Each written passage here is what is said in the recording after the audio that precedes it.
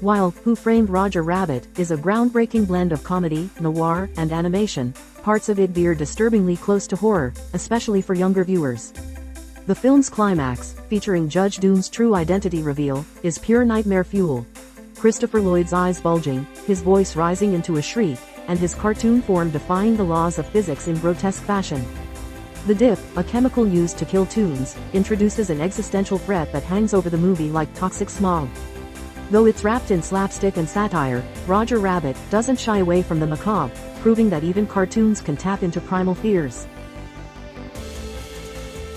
David Fincher's bleak and rain-soaked crime thriller is structurally a detective story, but its visceral violence and deeply disturbing themes make it feel more horrific than many overt horror films.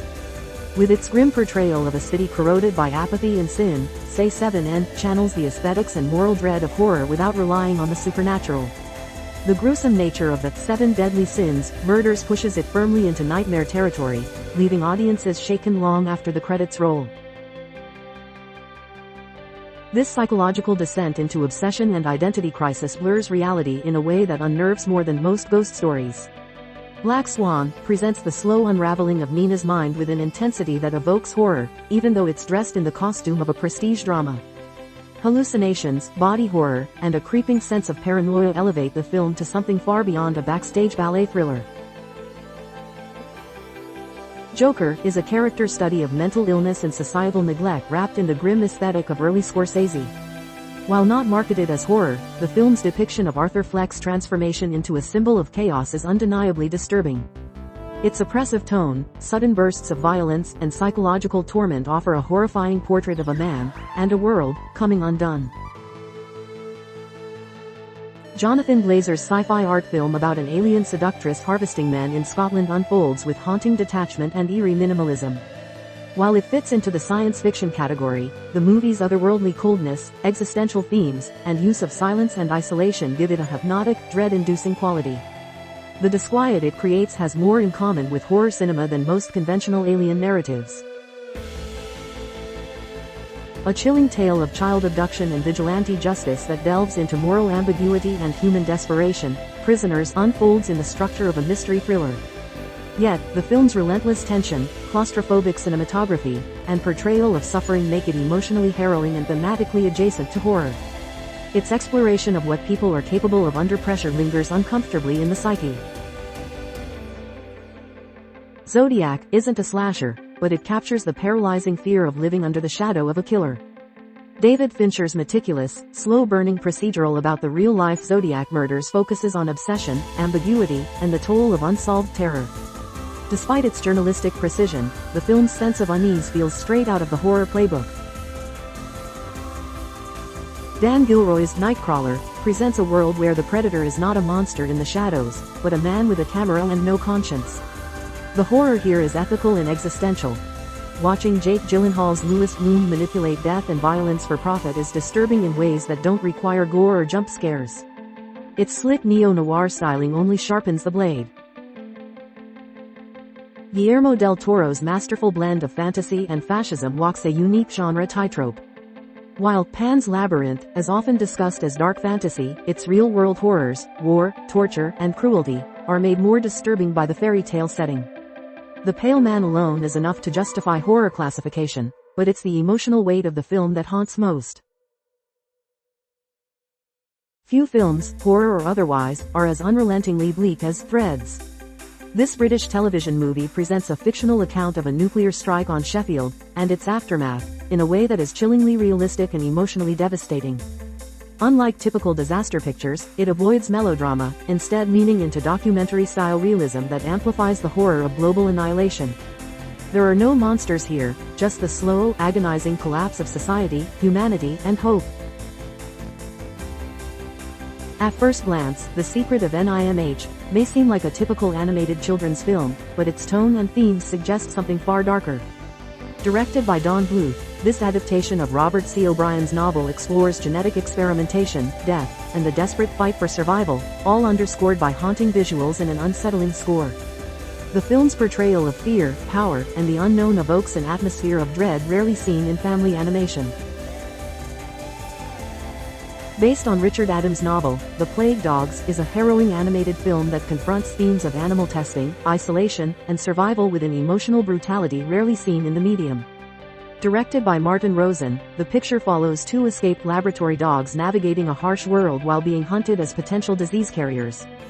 Though not a horror movie by genre, its bleak realism, disturbing imagery, and unflinching portrayal of suffering create a mood of existential dread.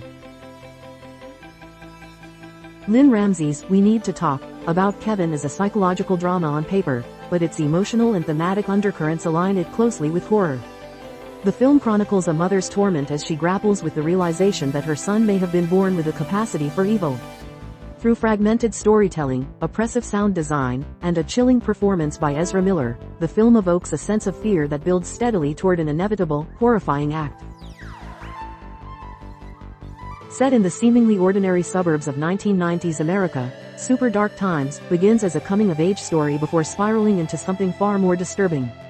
Directed by Kevin Phillips, the movie explores the psychological unraveling of teenage boys after a tragic accident, capturing how guilt, secrecy, and violence can metastasize in the absence of accountability.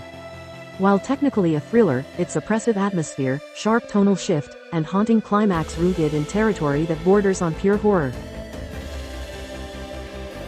Bong Joon-ho's Parasite is celebrated as a razor-sharp social satire, but beneath its class commentary lies a disturbing undercurrent that veers into horror territory. Nowhere is this more apparent than in the chilling moment when a man, pale and wide-eyed, emerges from the hidden basement like a ghost from a nightmare. That single scene flips the tone from dark comedy to psychological horror, channeling the primal fear of the uncanny in the unseen. While The End of Evangelion is rooted in mecha anime and science fiction, its final act is a surreal, apocalyptic descent that feels undeniably like psychological horror. As humanity collapses into a sea of collective consciousness and identity disintegrates, the film unleashes a barrage of nightmarish imagery, distorted bodies, existential dread, and emotional annihilation. Hideaki Anno transforms a genre finale into a metaphysical horror show, where the scariest threats aren't the alien angels, but the fragile human psyche. Tim Burton's take on Roald Dahl's classic tale amplifies the surreal and sinister undercurrents in a way that feels more like horror than family fantasy. From the doll-burning introduction to the hollow-eyed stares of Johnny Depp's Willy Wonka, the film exudes an unsettling energy throughout. The factory's strange logic, mechanical precision, and punishment as spectacle approach to the children's misbehavior add a cold, almost dystopian layer. Though now seen as a heartwarming sci-fi classic, E.T. began as something much darker. Originally conceived by Steven Spielberg as a horror film titled Night Skies, about hostile aliens terrorizing a rural family. Traces of that concept linger in the picture's opening scenes, the mist-shrouded woods, the ominous government agents, and the terrified alien scrambling to escape. Before E.T. becomes a friend to Elliot, he's a strange, silent figure creeping through the shadows, almost a creature featured in tone.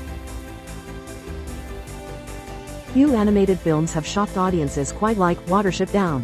What begins as a pastoral tale of rabbits seeking a new home quickly turns into a visceral, often brutal odyssey through death, violence, and fear.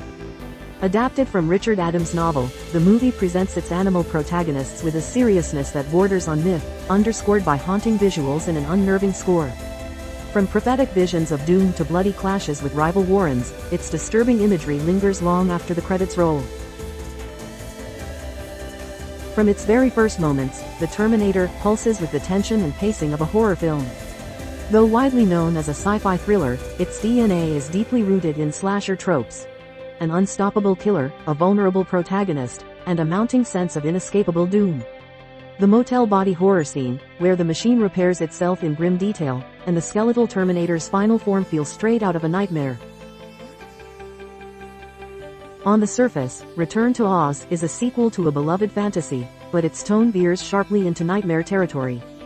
Far darker than its 1939 predecessor, the picture opens with Dorothy undergoing electroshock therapy and only grows more disturbing from there, introducing crumbling ruins, headless queens, and the shrieking, wheel-armed henchmen known as the Wheelers. Walter Murch's direction gives the entire film a surreal, uneasy quality that has haunted many who saw it in childhood. Darren Aronofsky's Requiem for a Dream may not feature monsters or supernatural threats, but its descent into addiction and psychological collapse is as terrifying as any horror film. The final act, with its feverish editing and grotesque imagery, depicts human suffering in a way that is deeply visceral and emotionally scarring. Each character's personal nightmare unfolds like a slow-motion tragedy, ending in moments of body horror, delusion, and existential dread. Stanley Kubrick's 2001, A Space Odyssey is often hailed as a cerebral sci-fi epic, but beneath its visionary grandeur lies a chilling exploration of isolation, artificial intelligence, and the unknown. The HAL 9000 sequence alone plays like a slow-burning horror film, calm, calculated, and deeply unsettling as the machine turns on its human crew. Kubrick's sterile environments, eerie sound design, and surreal final act conjure an atmosphere of existential dread rather than comfort or resolution. Peter Weir's Picnic at Hanging Rock is a masterclass in atmospheric unease, telling the story of a group of schoolgirls who vanish mysteriously during a picnic in the Australian wilderness. There's no violence shown, no villain revealed, just an overwhelming sense of something being deeply wrong. The film's hazy visuals, eerie soundtrack, and refusal to offer answers create a psychological tension that's more disturbing than any overt horror. It's almost impossible to single out one David Lynch film when nearly his entire body of work blurs the line between psychological thriller, surrealist drama, and outright horror. From the nightmarish dread of Eraserhead, to the fractured identities of Mulholland Drive, and the relentless, creeping terror in Inland Empire, Lynch's movies defy categorization, and that's exactly what makes them so unsettling. He taps into subconscious fears, using dream logic, distorted realities, and soundscapes that unsettle as much as any jump scare. While you won't always find his work in the horror section, few directors evoke such deep, disorienting fear with such quiet precision.